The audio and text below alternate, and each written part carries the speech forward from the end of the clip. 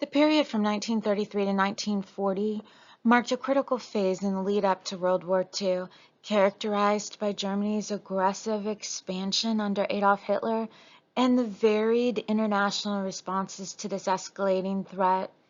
Following Hitler's rise to power, the Nazi regime systematically violated the Treaty of Versailles, rearming Germany and pursuing territorial claims in Europe. The international community, still grappling with the aftermath of World War I, was initially hesitant to confront these actions, leading to a policy of appeasement primarily advocated by Britain and France. This approach aimed to maintain peace and stability, yet it ultimately emboldened Hitler to further his ambitions, culminating in the annexation of Austria and the invasion of Czechoslovakia. As tensions mounted, the failure of the League of Nations to address German aggression became increasingly apparent, demonstrating the limitations of collective security. This examination of the international response to German aggression reveals the complexities and miscalculations of the major powers during a pivotal time, setting the stage for the devastating conflict that would soon engulf all of Europe. The international reaction to German rearmament in the 1930s was marked by a mix of sympathy and concern among the major powers, particularly Britain and France. Following Germany's withdrawal from the Disarmament Conference in the League of Nations in 1933, Britain actively sought to reintegrate Germany into these diplomatic frameworks, even proposing to relax the Treaty of Versailles by allowing Germany to maintain an army of 200,000 and an air force that was half the size of France's. However, the situation changed dramatically in 1935 when it became evident that Germany had introduced conscription and expanded its air force, actions that blatantly violated the treaty's terms. This revelation alarmed Britain and France, as Germany's military expenditure surged from 2.7 billion marks in 1933 to 8 billion marks in 1935. The concern was that such rearmament would empower Germany to demand further modifications to the treaty and potentially achieve these through force. In response to Hitler's aggression, especially regarding Austria in 1934, the Stresa Front was established, bringing together the prime ministers and foreign ministers of France, Britain, and Italy to formally protest Hitler's disregard for disarmament provisions. However, the unity of this front began to erode due to three key developments. First, France signed the Franco-Soviet Mutual Assistance Treaty in 1935, which Italy opposed due to its communist alignment, while Britain expressed reluctance to rely on a communist state to contain Germany. Second, Britain initiated the Anglo-German Naval Agreement, which allowed Germany to expand its navy to 35% of the British fleet, effectively disregarding the restrictions of the Versailles Treaty and defending both France and Italian interests. Lastly, Mussolini's invasion of Abyssinia undermined the Stresa Front. This series of events underscored the growing tensions and the challenges in forming a cohesive response to German militarization, ultimately contributing to the escalation of hostilities in Europe. When Hitler marched into the Rhineland in 1936, he violated both the Treaty of Versailles and the Locarno Treaties, yet faced no opposition from Britain or France. At the time, the French government was a caretaker administration lacking the authority or will to consider war due to divisions within society and the upcoming elections that discouraged any aggressive stance against Germany. The French military had also exaggerated the number of German forces in the Rhineland, estimating 265,000 troops when only 30,000 were present. This miscalculation led to fears of a long, drawn-out conflict from which there was little support in France. Meanwhile, Britain, under Prime Minister Stanley Baldwin, was equally reluctant to engage in military action, citing overstressed military commitments and a lack of readiness to fight a successful war against Germany. The British did not perceive Hitler's actions as particularly threatening, viewing the invasion as a reoccupation of Germany's own territory. Hitler's simultaneous offer of negotiations, which some historians have described as a diplomatic smokescreen, further facilitated a preference for settlement over confrontation. Foreign Minister Anthony Eden articulated the need for negotiations rather than a confrontation over the demilitarized zone, emphasizing the importance of maintaining bargaining power. The failure to stop Hitler at this juncture is often regarded as a critical turning point, seen as the last opportunity to halt his expansion without resulting to war. Despite warnings from some politicians like Harold Macmillan, who foresaw imminent conflict without decisive action, the prevailing political and public sentiment in Britain favored peace and negotiation, limiting the government's ability to respond effectively to German aggression.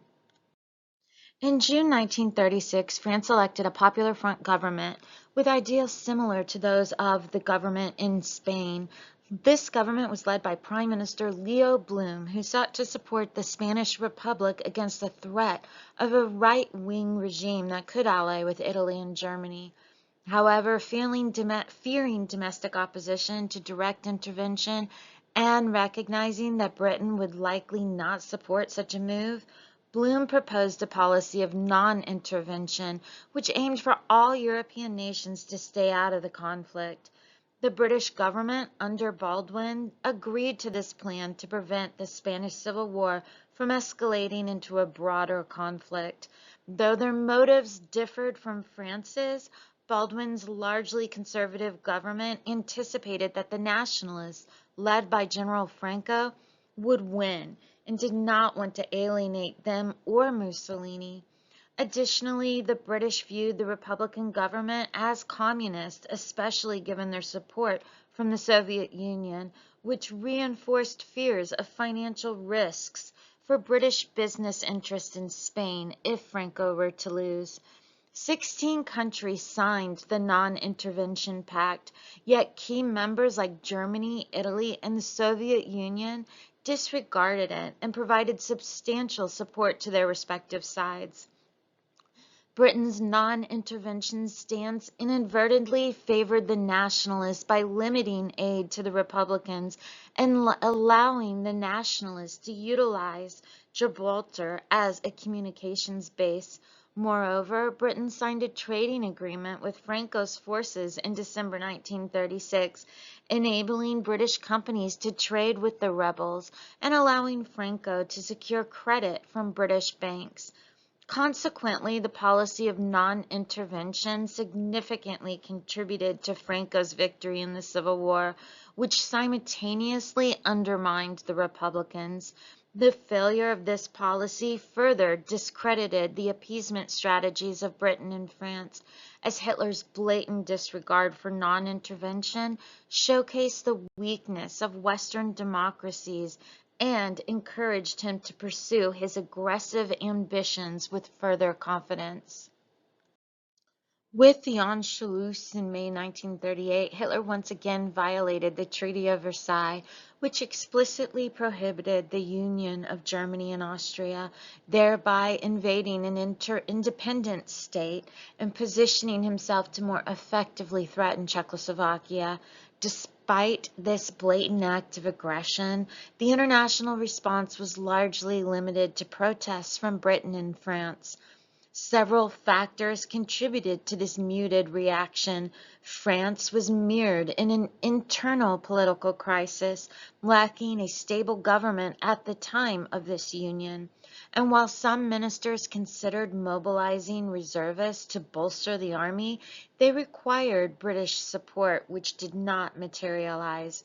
Meanwhile, Italy, increasingly reliant on German alliance, ignored Chancellor Schlussnig's pleas for assistance. The League of Nations had also lost credibility following the Abyssinia crisis, and the issue of Anschluss was not even brought up before the League for discussion. In Britain, there was a prevailing sentiment that Germany's union with Austria was inevitable. Although Prime Minister Chamberlain condemned Germany's actions and the manner in which Anschluss was executed, he ultimately acknowledged that the hard fact is that nothing could have arrested this action by Germany unless we and others with us had been prepared to use force to prevent it. That's my imitation of Chamberlain, highlighting the lack of willingness among Western democracies to confront German expansionism with military action. Following the Anschluss, it became evident to Britain and France that Czechoslovakia was likely to be the next target of Hitler's aggressive foreign policy. France had established treaties with Czechoslovakia in 1924 and 1925, which obligated France to assist Czechoslovakia if their common interests were threatened. However, the French leadership recognized that they were ill-prepared to fulfill these obligations and believed that Czechoslovakia could not be effectively defended against German aggression. Prime Minister Daladier and Foreign Minister Bonnet were thus inclined to align with Britain's approach to avoid a military confrontation with Germany, indicating a reluctance to engage in a conflict despite their commitments. This lack of resolve signaled a significant weakness in the collective security framework that was meant to deter aggression in Europe, further emboldening Hitler in his expansionist ambitions. Many British politicians held sympathy for Czechoslovakia, recognizing it as a democracy that had persisted longer than other new states in Central and Eastern Europe. However, Prime Minister Chamberlain believed that Czechoslovakia was a highly artificial creation, ultimately unsustainable and not worth military intervention.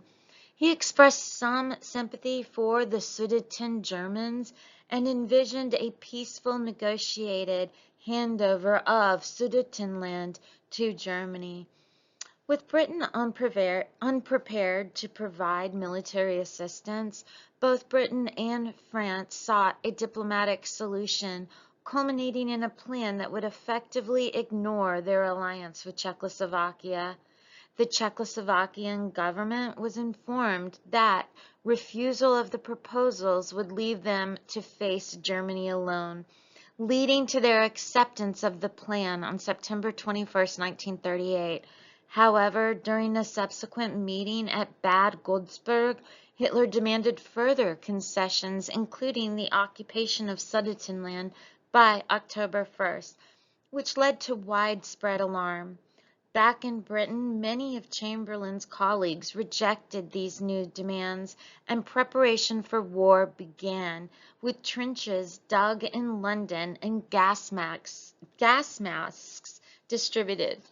Despite the heightened tension, Hitler agreed to a third conference, chaired by Mussolini, which ultimately granted the Sudetenland to Germany without the presence of the Czech president or Stalin.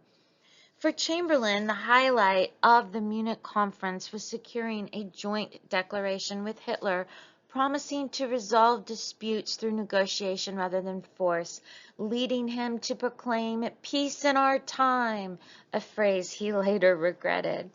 While there was initial relief in Britain that war had been averted, and Chamberlain received support from many in his party, criticism of the agreement emerged, notably from Winston Churchill, who labeled the policy a total and unmitigated disaster. This pivotal moment in diplomacy, marked by Chamberlain's unprecedented visit to meet Hitler, set the stage for further escalation in tensions leading up to World War II. Hitler's takeover of the remaining territories of Czechoslovakia in March 1939 caused significant shock and outrage in Britain, as it became evident that his ambitions extended far beyond previously perceived limits. This brazen act not only violated a signed agreement, but also undermined any justification Hitler had for claiming to unite ethnic Germans, leading to widespread disillusionment with his expansionist policies. The invasion marked a pivotal moment that shifted public and political opinion in Britain, prompting increased pressure on Prime Minister Chamberlain to adopt a firmer stance against Hitler.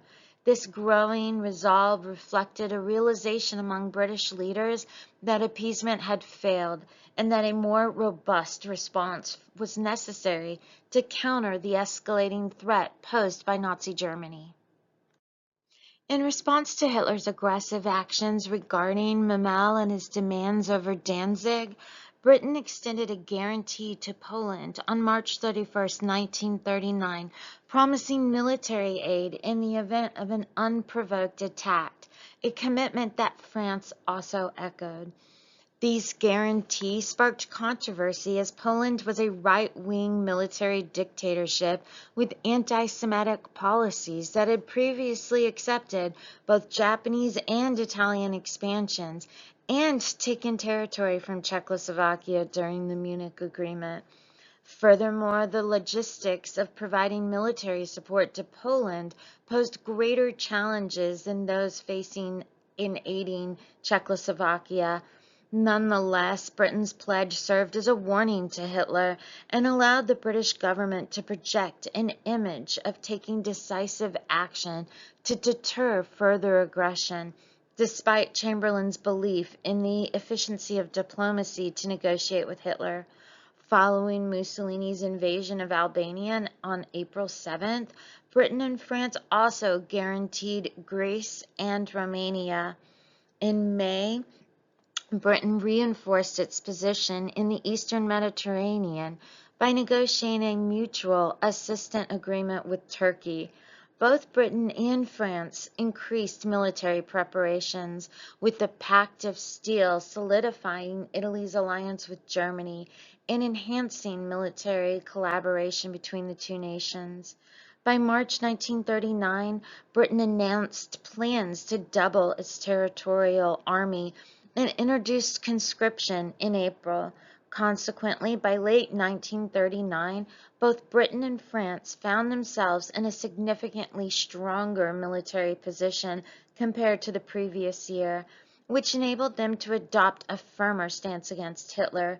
Notably, Britain was nearly completion of its air defense systems and radar technology, with rearmament efforts set to peak in 1939 to 1940, putting Britain on a comparable military footing with Germany.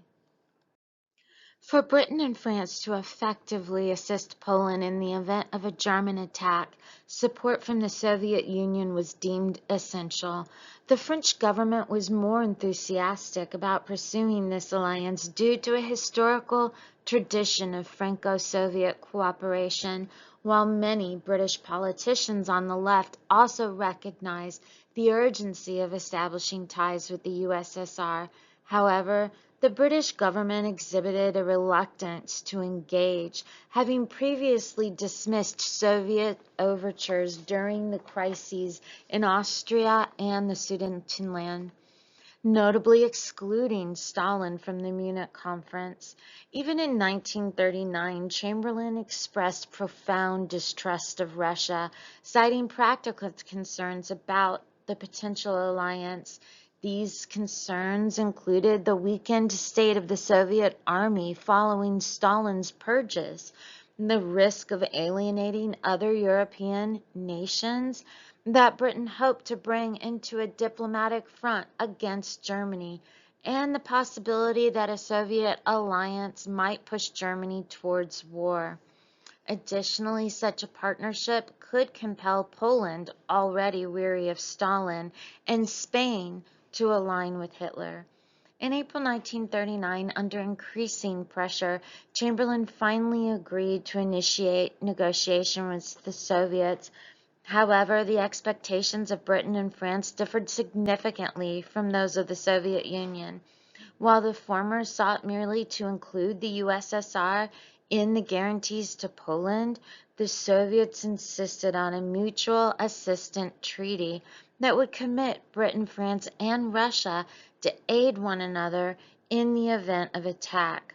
Moreover, Stalin demanded the right to intervene militarily in neighboring states threatened by internal fascist forces, a proposal that the British and French rejected outright, fearing it would serve as a pretext for Soviet interference or domination of other countries. This fundamental disagreement, along with other factors, ultimately led to the failure of the negotiations.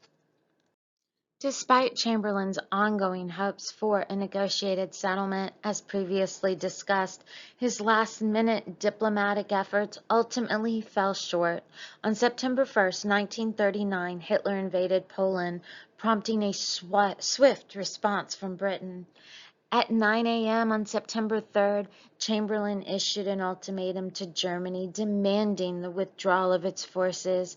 When Germany failed to respond, war was declared at 11 a.m. on the same day, marking the beginning of World War II and signifying the collapse of appeasement policies that had sought to avoid conflict through negotiation. This decisive action underscored the failure of diplomatic efforts to contain Hitler's aggression and heralded a new era of warfare in Europe. Despite the British and French promises of aid to Poland, they were unable to provide any assistance against the Nazi invasion that began in September 1939.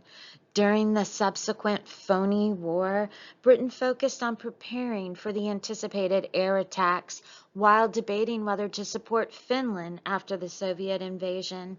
However, just as Allied forces were set to deploy, Finland capitulated. The Allies then attempted to mine Norwegian territorial waters to disrupt the flow of Swedish iron ore to Germany. But before this could take effect, the Nazis swiftly occupied Denmark and invaded Norway. Allied troops dispatched to assist Norway were poorly coordinated and ultimately forced to retreat, contributing to Chamberlain's decision to resign as prime minister. Winston Churchill then assumed the leadership of a coalition government. Following the rapid defeat of France in 1940 and the evacuation of British forces from Dunkirk, Britain found itself standing alone against the German military. At this juncture, Hitler proposed another peace offensive, which might have been considered by Chamberlain or other government members. However, Churchill was resolute in continuing the fight.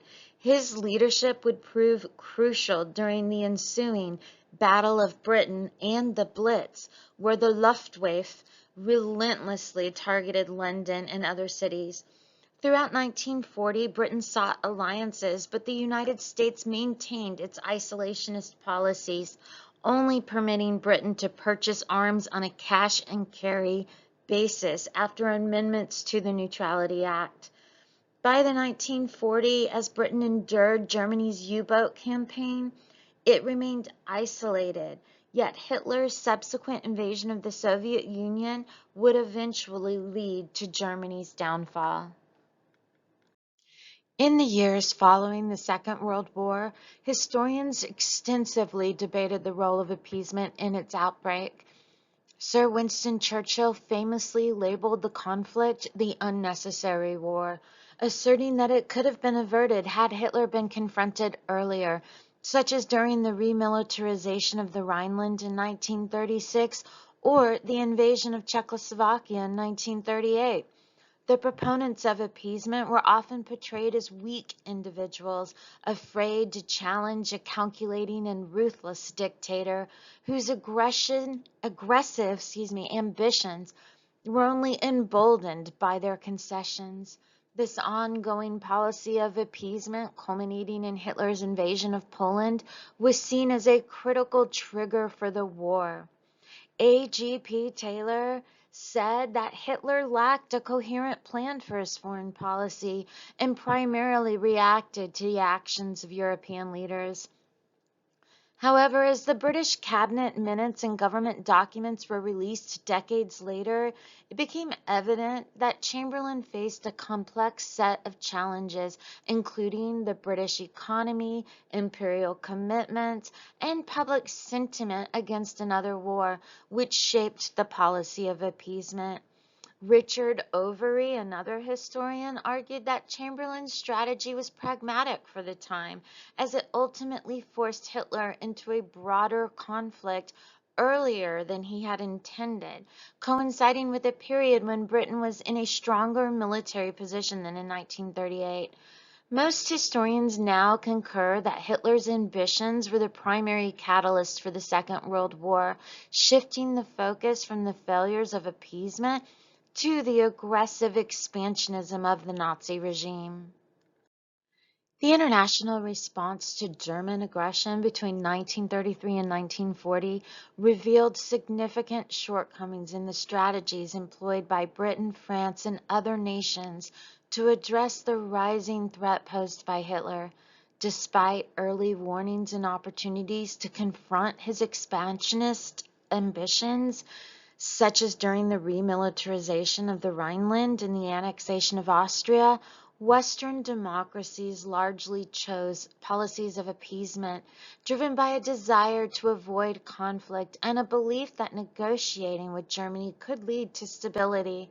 However, this approach ultimately failed, as it emboldened Hitler to pursue further territorial claims, leading to the dismemberment of the Czechoslovakian government and the invasion of Poland. The inability of the League of Nations to effectively intervene, compounded by the complex political landscapes in Britain and France, demonstrated a profound lack of unity and resolve in countering totalitarian aggression. As the situation escalated toward World War II, the reluctance to confront Hitler not only undermined collective security efforts, but also set a dangerous precedent that would have far-reaching consequences for Europe and the world. The lessons learned from this period underscore the necessity of decisive action in the face of aggression and the importance of unity among nations to prevent the rise of dictatorial regimes.